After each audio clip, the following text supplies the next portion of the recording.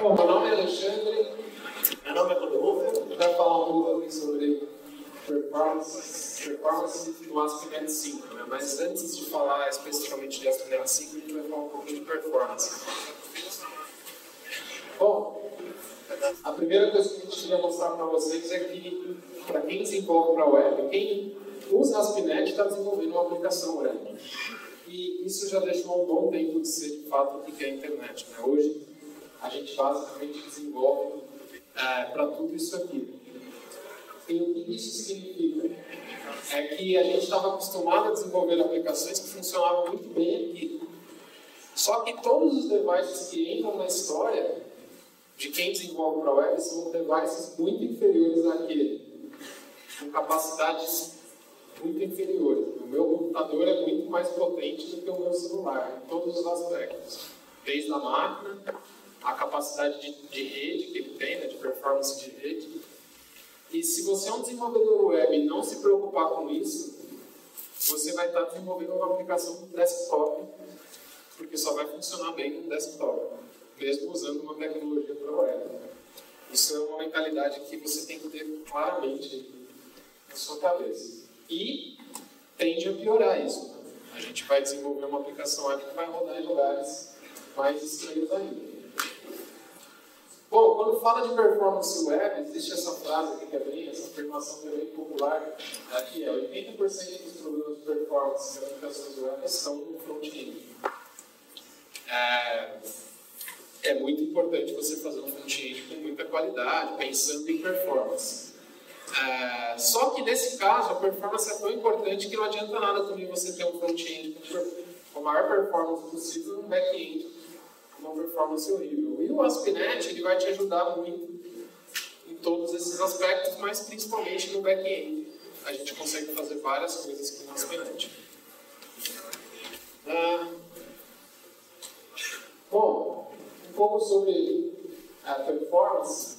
Tem um estudo aqui que mostra que 500 milissegundos de delay significa 26% de pessoas indo embora da sua aplicação. Então, a gente tem que 500 milissegundos. Pouquíssimas aplicações hoje funcionam ou dão algum feedback antes desse tempo. E existe uma outra afirmação que fala que o feedback imediato ele tem que vir em 100 milissegundos. Então, você tem que dar algum feedback para o seu usuário em 100 milissegundos. Então, um exemplo disso, que todo mundo já deve ter sido impactado, é quando você entra no Facebook, por exemplo, ele carrega rapidinho, só que ele coloca uma imagem cinza, um título cinza, e ele está te enganando ali, né? Mas ele já está te dando um feedback, tipo, calma, estou preparando aqui para mostrar a informação. Então isso é uma técnica boa de interface, para que você fale, pô, esse negócio está acontecendo e vou embora porque está acontecendo alguma coisa. Bom. E quem desenvolve para web tem que lembrar o tempo todo. E aquele cenário que você desenvolveu uma aplicação que roda dentro da empresa, que tem uma rede, com performance, todo mundo lá sentado bonitinho no computador, que você pode ir lá e falar, pô, todo mundo vai usar o browser X, ou todo mundo vai acessar aqui dentro da empresa, isso não existe na web, né? Então, o desenvolvedor web tem que conhecer de infraestrutura. Se você não sabe como funciona a rede, como que a internet trafega a informação, como você vai desenvolver uma aplicação? É impossível. Se você não sabe o tipo de servidor que a sua aplicação vai estar hospedada, rodando, a infraestrutura que você tem disponível, como você vai desenvolver uma aplicação? Aquela história de você desenvolver uma aplicação, mandar para alguém, o cara subir no servidor, não vai funcionar, não funciona no modelo de uma aplicação que precisa rodar com o máximo de performance e de escalabilidade. Então, nós, desenvolvedores, por muito tempo tivemos favor de infraestrutura. Tipo, não, o servidor não é problema meu. E você hoje está na modinha, DevOps, essas coisas, mas todo mundo que trabalha com internet ou com aplicações de larga escala acaba tendo que se preocupar com isso. Hoje o Facebook, por exemplo, chega num nível de aplicação que ele precisa desenhar o servidor que ele vai ficar hospedado. Já pensou se o desenvolvedor do Facebook fizesse a aplicação e mandasse por e-mail os arquivos falando, sobe aí no servidor? Não ia dar certo. Então, essa mentalidade de infraestrutura é importante. Lá onde a gente trabalha num site que chama Minha Vida, a gente tem 20 milhões de usuários por mês, a gente não tem ninguém de infraestrutura. A infraestrutura para a gente é o data center disponibilizando um rack com energia, ar-condicionado e rede. Então, a parte de infraestrutura que a gente não mexe é a infraestrutura de telecom, né? Como que o usuário chegou até aquele servidor? Aí a gente não mexe.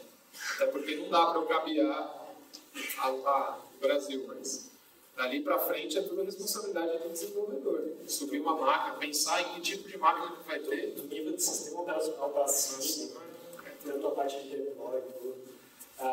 Outro negócio que a gente me falou também no começo que é importante da gente ter uma ideia é saber como funciona uma requisição HTTP, né? Também é bem importante, depois eu vou mostrar daqui a pouco na lei. Só que um exemplo de questão de latência de internet. Né? Então, por exemplo, uma rota de Nova York até São Francisco tem essa distância, mais de 4.000 quilômetros. Então, se você tiver uma conexão direta, contando o round trip da rede, com fibra você vai ter 42 milissegundos. E um feedback imediato tem que ter 100 milissegundos, lembra? Então, se eu tiver uma aplicação hospedada em Nova York, alguém acessando de São Francisco, eu já perdi 42 milissegundos, dos 100 milissegundos só nessa infraestrutura. Só que imagina que o nosso usuário não tem essa fibra aí. O nosso usuário tem um plano da Vivo. É verdade, no celular dele. Então, a gente tem que se preocupar com isso. Tipo, não adianta o cara entrar na aplicação, não funcionar, te ligar e você falar, é só a rede que é lenta. Não adianta falar isso para ele. Ele vai embora, ele vai desinstalar seu aplicativo, ele nunca mais vai acessar a sua aplicação, ele nunca mais vai comprar no seu e-commerce, ele vai desistir de você. O nosso papel como desenvolvedor é dar um jeito nisso. Então, é muito difícil desenvolver uma aplicação web por conta disso. Ela tem que funcionar. Bem. Bom, aqui é uma historinha que vocês nunca devem ter visto, que eu chamei do diálogo que representa um fracasso em relação a performance em aplicação. O diálogo é o seguinte: cara, precisamos pensar em performance na aplicação. Aí o outro fala, vamos pensar nisso depois. Primeiro a gente entrega o projeto e depois a gente volta e melhora a performance. Isso nunca acontece. Não acontece por duas razões. A primeira é que vocês nunca vão voltar. Mas ela é fácil de resolver, é só ir lá e voltar. Mas o problema é maior. Imagina você pensando em construir um carro com muita performance, mas primeiro eu vou entregar, depois eu penso nisso. Você vai montar isso. Só que depois não adianta eu voltar e querer construir isso aqui. Não vai dar. Não tem como você montar uma arquitetura de uma aplicação com um objetivo sem pensar nele desde o primeiro minuto.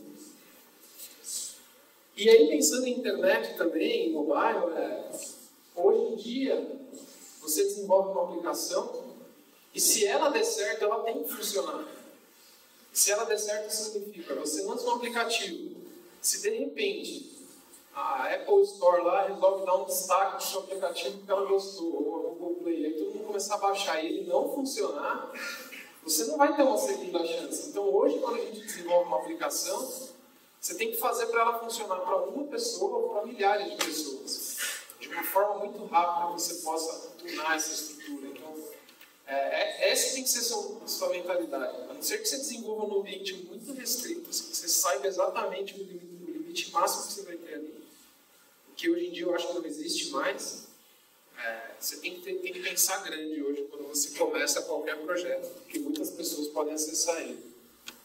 Quando você está começando a desenvolver assim, pode ser poucas mudanças, coisa que dependendo você vai demorar meia hora, 40 minutos para implementar, só que depois, se você precisar mudar alguma estratégia de acesso a dados, ou até como mostrar as informações do usuário, pode atrapalhar em muito se você precisar refatorar tudo isso. Então, vale a pena investir mais fácil começar a pensar nisso. Bom, aí existe, só mostrando que é um conceito rápido de performance e escalabilidade. Então, um exemplo claro de o que é performance e o que é escalabilidade é a performance. Aqui é uma foto da Marginal Pinheiros quando teve a Fórmula 1. Então, a Marginal Pinheiros tem performance. Tipo, teve um momento da história, nem sei se é Pinheiro ou Tietê, uma das duas, não sei se você notou, uma delas, tem carros andando a sei lá quantos quilômetros por hora, muita performance, é absurdo. Mas ela não escala. Na hora que muitos carros entram nela, ela não consegue manter aquela performance. Então, quando a gente desenvolve uma aplicação e pensa em performance, não adianta ser rápido com 2 pessoas acessando. Ela tem que ser rápida com a quantidade que for de pessoas acessando. Então, vocês têm que pensar muito na escala. Hoje, a gente tem uma opção muito fácil disso, que é usar soluções de cloud, etc., Azure, AWS, ou o que for, que a gente consegue, de uma forma um pouco mais rápida, aumentar a infraestrutura dinamicamente conforme a gente estiver acessando. Então, acaba sendo mais fácil escalar as aplicações. Quando você pensa em escalar uma aplicação, você tem 2 jeitos. Né? Você pode escalar ela verticalmente, que é você aumentar o poder da sua máquina, então você tem mais processamento e mais memória, e o ideal é que você consiga escalar ela horizontalmente, então você criar a sua aplicação de uma maneira que você consiga crescer a sua infraestrutura em número de servidores ou de data centers entregando ela. E o ponto é, você consegue fazer isso hoje gastando 0. Você vai lá, vai subir uma máquina de serviço no Azure, lá de graça, lá, bem com o domínio customizado, sei lá.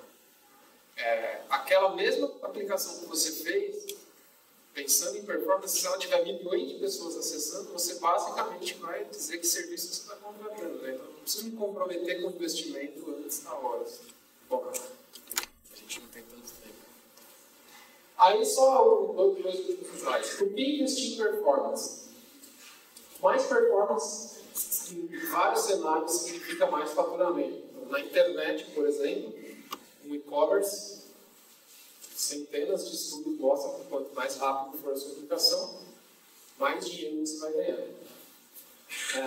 Pensando no ambiente corporativo, mais performance é igual a mais produtividade. O que significa produtividade? Significa mais riqueza. Quando você é mais produtivo, quando uma empresa é mais produtiva, ela consegue ganhar mais dinheiro. Esse é o maior ponto. Dificilmente as áreas de TI conseguem justificar investimento em TI por produtividade. Quando a Microsoft lançou um novo Visual Studio, sempre o primeiro argumento que tem, qualquer coisa que lance Windows ou o que for, tem lá, mais produtividade. Só que a gente pensa, muitas vezes as pessoas pensam muito pequeno em relação a isso. Tipo, mais produtividade é tipo, você é um pouquinho mais rápido aqui. Mas mais produtividade no ambiente corporativo significa muito dinheiro. Até a felicidade das pessoas trabalhando com aquele sistema. Tem até o conceito de países de primeiro mundo, países ricos são países produtivos. Países pobres são países improdutivos. Então a produtividade é um conceito que vocês têm que usar muito para convencer a sua empresa. Porque sempre que você fala, por que você não investe nisso? Não, porque a minha empresa não deixa, não dá foco nisso e tal. É o argumento principal, na minha opinião. E mais performance é o que o Rodolfo falou, e mais engajamento. Agora, e o contrário, né? Menos performance, menos faturamento. Menos performance, menos produtividade, menos performance, menos engajamento. Então, o sucesso de uma aplicação web está totalmente relacionado à performance e à escalabilidade que ela tem. Quantas vezes empresas foram lá, compraram um comercial na Globo, gastaram uma fortuna, na hora que todo mundo entrou na aplicação do cara, o negócio caiu. Quantas vezes já aconteceu isso? Quanto de dinheiro que o cara gastou para estar lá? Quem voltou depois? Ninguém. Então, é responsabilidade nossa, não da empresa disso funcionar. A gente de tecnologia tem que saber fazer uma aplicação que funcione para tudo isso. Bom, beleza, pessoal. Vou aqui para a minha máquina virtual. Ou seja, talvez ela caia. Talvez ela caia. Certo. Bom, a primeira coisa que eu queria mostrar aqui, quando a gente fala de desenvolvimento web, com o .NET a gente está já atrelado a um conceito importante que é no IS ele entrega utilizando threads do thread pool, beleza? Esse número de threads é limitado. Existem algumas maneiras de se desenvolver assíncrono que você consegue ter uma maior escalabilidade, ou seja, a sua aplicação consegue entregar para mais usuários e consegue entregar com uma performance melhor. Então, a primeira coisa que eu vou mostrar é um pouco disso. Então, eu tenho aqui um projeto. Como a ideia é começar, o que esse projeto faz? Eu vou só startar um debug, mas ele traz uma lista de produtos consumindo de uma Web API simples. Essa Web API eu programei ela para ter alguma latência, dependendo de alguma variação. Eu vou mostrar isso de uma maneira síncrona, que é o que está implementado aqui. Bom, vamos lá. Nossa.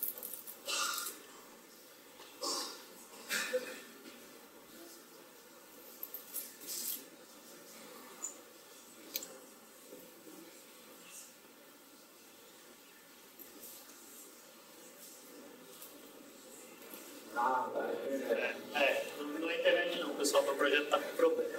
Bom, primeira coisa que internet é a testa, né? Primeira coisa que eu queria mostrar é o conceito de trabalhar de maneira assíncrona, porque no ASP.NET 5 tem vários suportes legais e também funciona no próprio Razor. Então essa aplicação está em MVC 5, eu vou desenvolver algumas coisas, mostrar e vou evoluindo para chegar no VNext e mostrar um comparativo de performance. Primeira coisa que eu vou fazer é mostrar aqui como que eu faria retornar uma lista de produtos numa action de uma maneira assíncrona. O que eu preciso para isso funcionar? Eu vou criar aqui uma index assim. Isso daqui eu estou fazendo só para o exemplo, mas eu poderia colocar qualquer nome como action desse controller. O que eu preciso fazer para ela funcionar? A primeira coisa que eu preciso falar é que ela é assíncrona e que eu estou usando esse paradigma, que é a parte de task, de DAPL, que é bem simples de trabalhar de maneira assíncrona. Então você não precisa ficar trabalhando com callback, nada muito complexo. Então, falei para mim que essa minha index assim que promete retornar uma task de uma action result. O que eu vou precisar fazer? Eu preciso programar o meu método para trazer isso daqui de uma maneira assíncrona. Então, eu vou implementar um getProducts assim. Outra coisa que eu preciso fazer é botar como ele é assíncrono, vou ter que colocar um await aqui. Aí vamos lá para o meu getProducts. Hoje em dia, eu só tinha aqui, antes do dar o refactor, um getProducts. Beleza?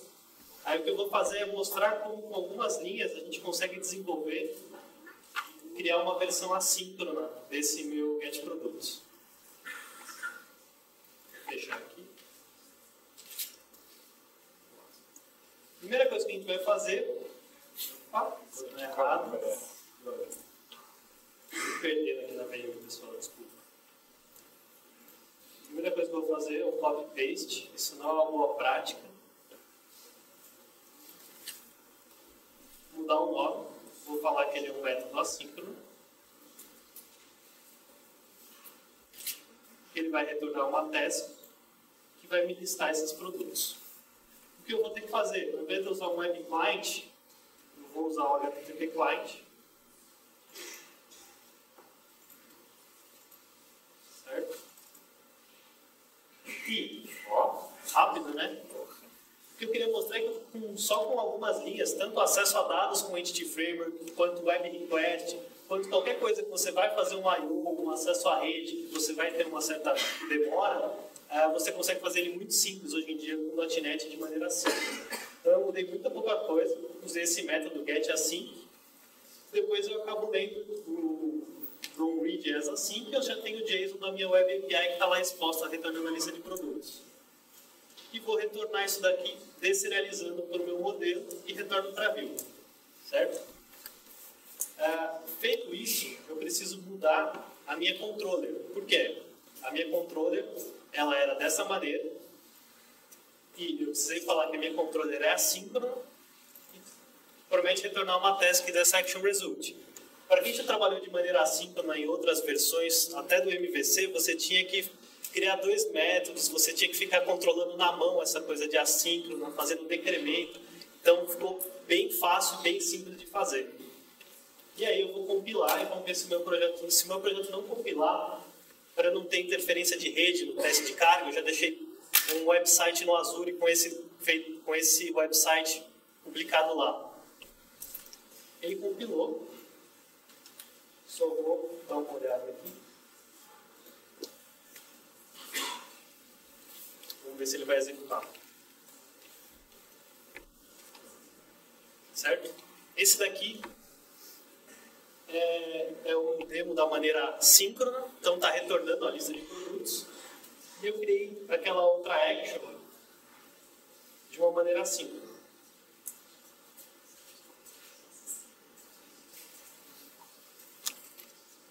Certo? Retorna o mesmo tipo de informação, só mudei como eu acesso. O que eu fiz para testar, para a gente ter uma ideia? Eu vim no Visual Studio, criei um projeto de web test, criei um teste que é acessar o URL síncrona e acessar a versão assíncrona. Depois disso, eu criei um teste de carga de 10 a 10 usuários até chegar em 100 usuários durante 1 minuto. Eu vou executar esse teste de carga para a gente ter uma ideia da diferença que dá. Então, vou executar aqui a versão síncrona.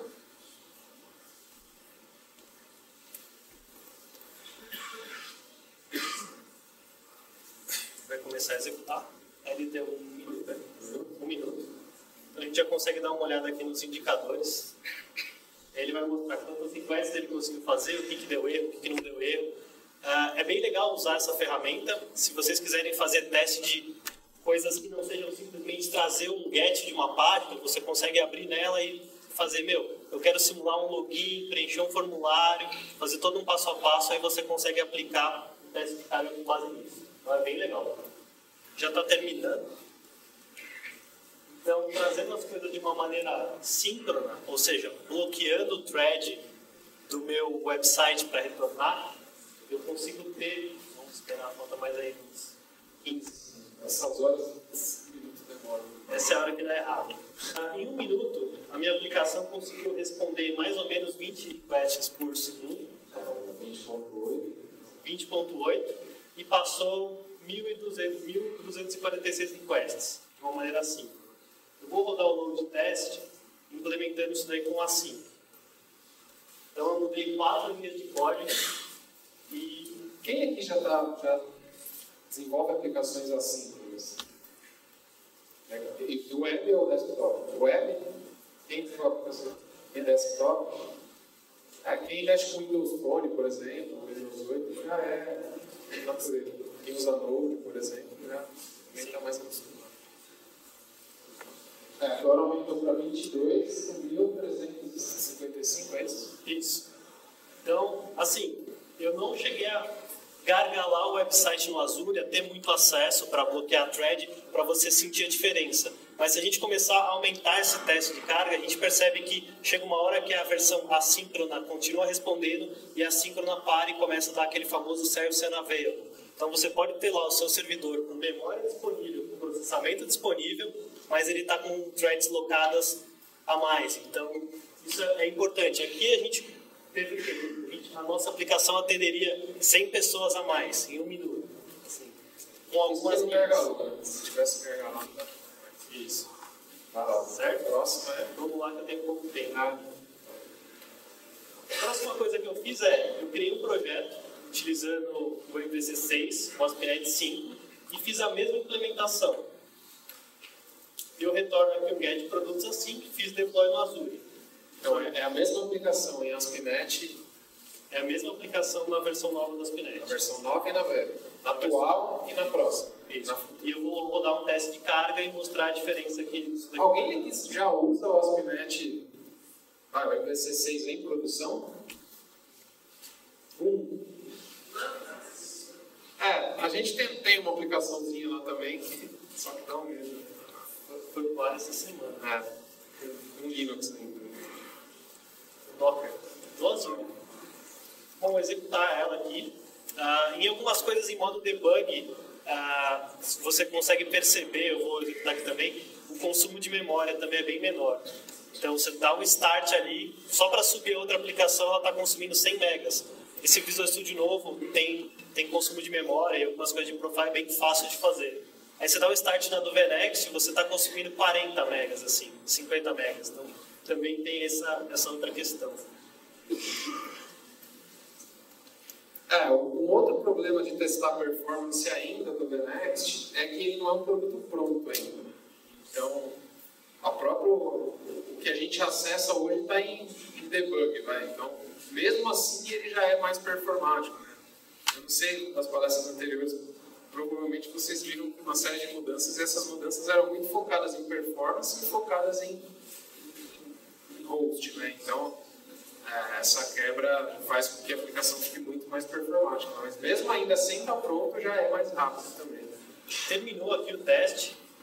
Em 1 minuto, a gente conseguiu ter, eu não sei se todo mundo consegue enxergar, mas mais ou menos a nossa aplicação respondeu por 1.800, quase 1.800 requests em 1 minuto. E a diferença entre requests por segundo que ela aguentou no teste de carga foi para 31 requests por segundo, sendo que na outra versão conseguiu 20, 22. Então, só para a gente ter uma ideia aqui de performance. Certo? Então, se você não fizer nada, só migrar já é mais performance. Só migrar, inclusive fazer versões para update entre versões do MVC ou de releases, dá uma diferença de consumo de memória e processamento. Certo? O que mais? Eu queria mostrar um recurso bem legal que tem, que é o suporte ao async na Vue, no Razor, certo? Para isso, eu vou pegar essa mesma aplicação minha e vou criar aqui uma lista, ele vai retornar uma lista de guitarras. É um método básico que eu criei aqui, um controller.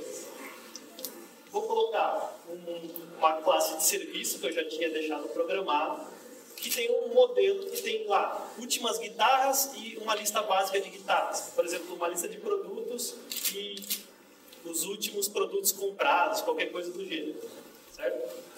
E vou executar isso daqui. É bem simples, não tem nada demais. Mas desse jeito eu estou trabalhando com async no meu controller. Então a minha action é assíncrona e ela está retornando. Vou abrir essa aplicação para ter 10 minutos. Não, nós dois. Verdade. Tem a minha parte. Então vou fazer bem rápido. Ó. Você faz uma parte. 4. Ninguém deve estar querendo almoçar. Beleza. Retornei aqui a minha lista, coloquei aqui uma foto do BB King. Se eu der um F12 e entender como que essa minha página está carregando, eu vou na aba de Network do browser e eu vou ver que até o meu repositório retornar essas guitarras, não começou a fazer o download dos outros recursos da minha página. Só dar um zoom aqui. Vocês conseguem perceber que esse tempo aqui em verde é o tempo que demorou para retornar a minha lista de guitarras. A partir daqui, eu consegui carregar os recursos da minha página.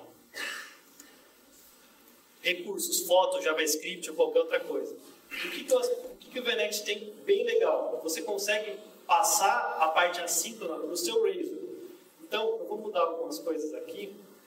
Então, assim, a ideia é você já ir liberando a página conforme os recursos já estiverem prontos para isso. Isso. Para você já conseguir dar um feedback mais rápido do usuário. Exatamente. Ao invés de eu esperar carregar o meu HTML completo, eu já vou liberando e dando flush e ele vai carregando. O que eu vou fazer? Primeiro eu vou tirar toda essa parte de assíncrona daqui. Tirei aqueles await. Só que eu vou lá no meu modelo, no meu guitarra model, e ao invés dele ser uma lista, eu vou falar que ele é uma task de uma lista de guitarras. E vou falar também que as minhas últimas guitarras é uma task de uma lista de guitarras. Últimas guitarras. Certo? Bom, a partir disso, eu vou na minha view e vou implementar de uma maneira assíncrona nela. Eu vou aqui no meu guitarras. Certo? Ela tem todo o header, o carregamento de JavaScript, de CSS, tudo que eu tenho. E depois ela começa a lista. O que eu vou fazer? Eu vou falar aqui, ó. Na hora que chegar nesse ponto, eu vou botar um await flush assim.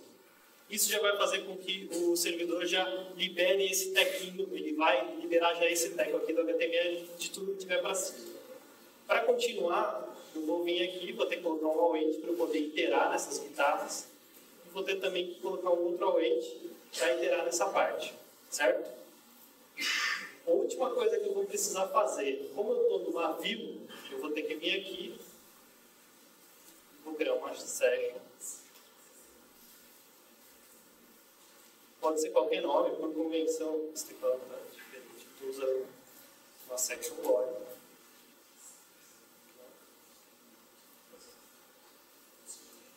E lá na minha layout eu também vou precisar mudar um pouco. Na minha layout eu tinha antes um render body. Por enquanto eu ainda tenho que colocar uma section para isso daí funcionar. E eu vou executar essa página e a gente vai ter uma ideia da diferença que dá de carregamento. Falando de performance de front-end, que o front-end é responsável por 80% dos problemas de performance e tal, no ASP.NET Next isso é um recurso para você ganhar mais performance na sua aplicação e de uma forma muito fácil de aplicar. Assim. Só executar ele aqui sem cache, né? Bom, a página continua entregando do mesmo jeito, tá? Visualmente para a pessoa.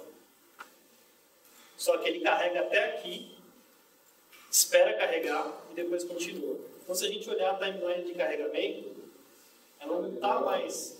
Ela ficava nos 7 segundos. Né, ela, mesmo durante o download do HTML principal da página, ela já consegue liberar para o navegador o começo da página para daí ir fazer o download dos outros recursos. Então é bem legal, vale a pena dar uma estudada nisso daqui.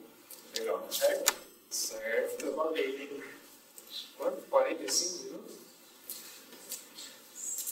Bom, eu tenho que mostrar 3 coisas e eu vou mostrar então muito rápido.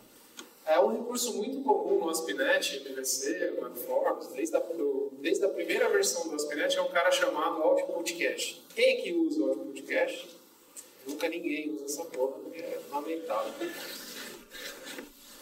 Basicamente, o Output Cache é a coisa que se eu fizer uma demo igual do Rodolfo lá de enquanto que uma máquina entrega e escala, tipo, vai ser 20 vezes mais do que o que ele mostrou falando do back-end, de mudar para Sigma, etc.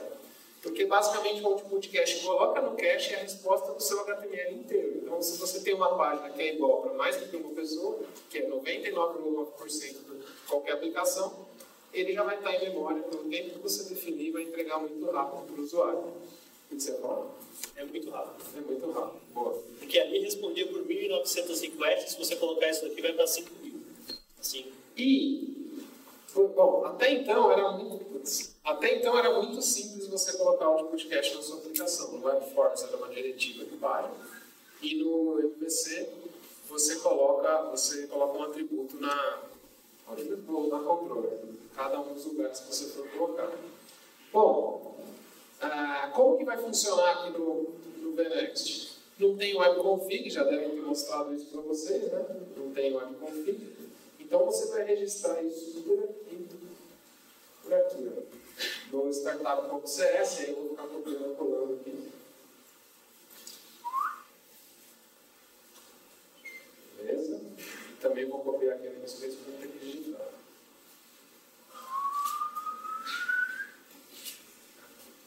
Então, basicamente, o que eu fiz aqui? Vou mostrar o que eu fiz. Eu criei. Consegue dar um zoom aí? Então, para dar zoom, estranho. Bom, eu criei aqui, também vem dentro automático. O que eu criei aqui, basicamente, eu registrei um cache profile chamado padrão, que tem um duration aqui de 1, 10, 1000 milissegundos. E aí, o resto funciona igual. Então, aqui na action, eu vou simplesmente colocar esse cara aqui.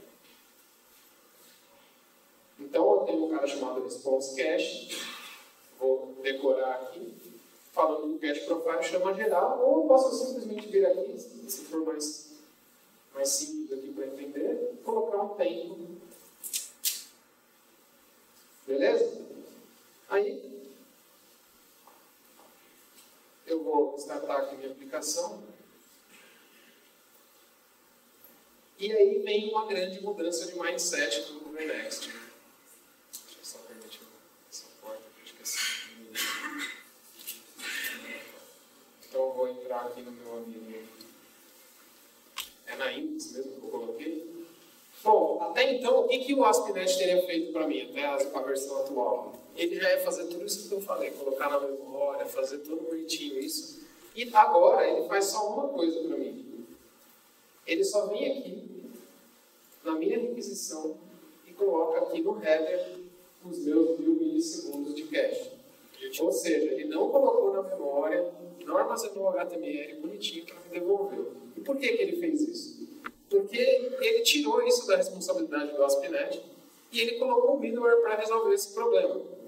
Eu posso usar o que eu quiser, ou eu posso usar o do ASP.NET, que neste momento não tem nenhum arquivo ainda dele. Então, ainda não existe, mas vai existir. Se você quiser fazer para eles, clica aqui em pull request, desenvolve e manda para os caras. Vai que eles aceitam. Bom, então a implementação vai ser igual, só que ainda não está 100% pronto. Você poderia pegar alguma coisa pronta por aí. A outra coisa que eu vou mostrar aqui é o cache de objetos. Então, o cache de objetos também que faz muita diferença também, é um ganho de performance enorme. E basicamente o que você tem que fazer? Você tem que, ele não vem por natureza, né, já no seu projeto, até porque pode ser que você não use. E aí você tem que registrar ele aqui. Então, peraí que é Microsoft. O não vir por natureza é um negócio muito legal. A aplicação fica muito mais leve de você não ter que carregar várias coisas que você acaba não usando. Então você vai no pipeline e coloca só o que você for precisar usar isso. Faz muita diferença também, é bem legal. Tá. Beleza. 2 pontos, a versão aqui.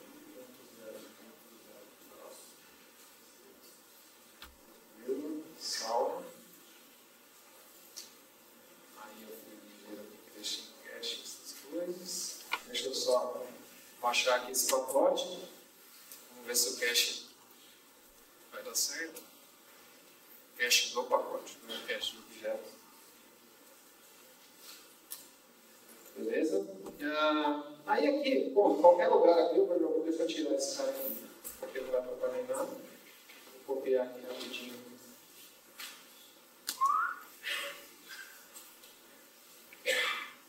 Então eu vou adicionar aqui a namespace de cache. E basicamente funciona como o objeto de cache atual. Né? Tá acabando. Só mais meia hora. Que antes você ia lá no seu http://context.cache, ele acaba usando a memória que está no IS, ou então você usava alguma outra, você consegue desenvolver dessa maneira. Exato. Então ele tem esse cara aqui, que você basicamente passa qualquer chave, qual que é o valor, igualzinho ao atual, lá que você vai lá e fala cache, só muda um pouquinho a forma de fazer.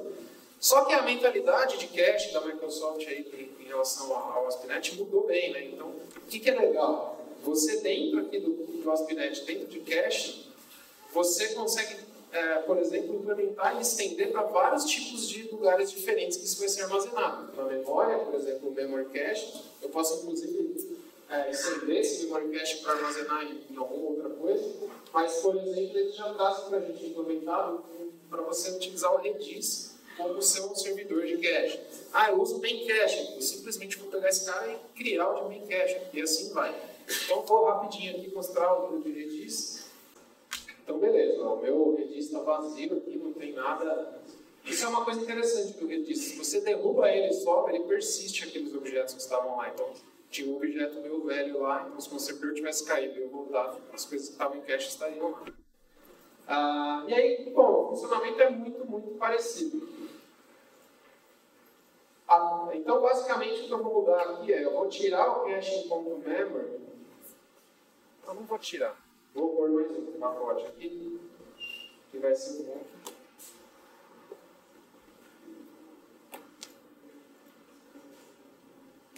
um ponto Redis. Aí, eu tenho que ter um problema, tá? Ele ainda não está implementado com 5.0. Então, para o Redis funcionar, eu tenho que tirar esse cara. Deixa eu só dar aqui um restore de pacotes. Mexer com o VNext é ficar descobrindo umas coisas estranhas, porque uma hora funciona de um jeito, depois muda para outro. Então... E o legal de ter vários providers fácil assim é que, agora eu estou hospedando minha aplicação no Linux. Exato. Eu não tenho a infraestrutura de memória, as coisas que eu vou ter. Mas eu consigo, por exemplo, escolher onde eu vou colocar o cache da minha aplicação. Isso é bem legal. Então, deu certo ou terminou?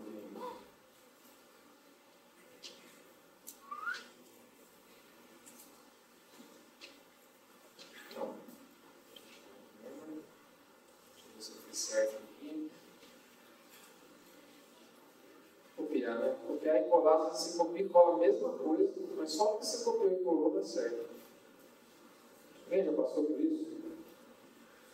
Tá vendo? A mesma coisa, aí vai dar certo. Apesar que não tinha dado errado. Por isso que vai dar certo.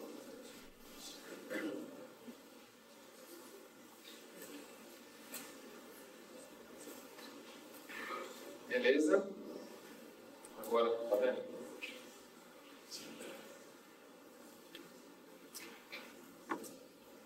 Então, basicamente, ele vai ter...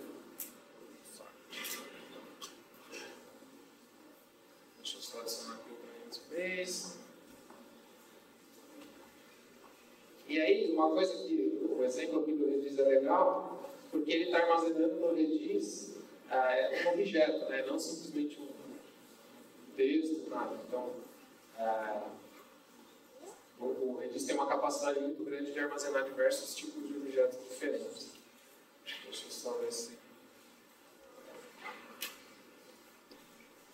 vai dar certo. Beleza?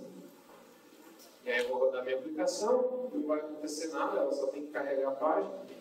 Mas se eu dar uma olhada aqui, ele adicionou minha chave aqui, ó, nome. Eu nem mostrei que minha chave chamava nome. Tá? Então, ele conseguiu se conectar com o Redis, tem aqui igual o IP dele. Se você tivesse um ambiente de produção, estaria as configurações certas aí. Bom, pessoal, obrigado aí.